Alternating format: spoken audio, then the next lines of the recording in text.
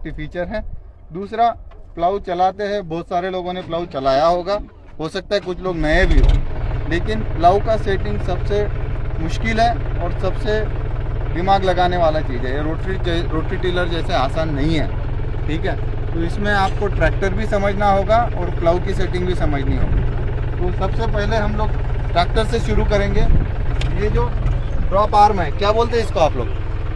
Linkage बोलते हैं, drop arm बोलते हैं, जो भी बोलते हैं। ये दोनों साइड की जो लंबाई है ये सेम होनी चाहिए।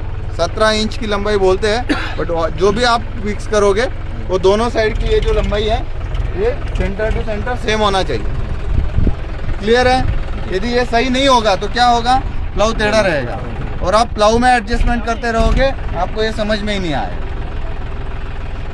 क्लियर है? ये इसकी जो लंबाई है, दोबारा बता रहा हूँ, यहाँ ध्यान दीजिए, इसकी जो लंबाई है दोनों साइड में सेम होनी चाहिए।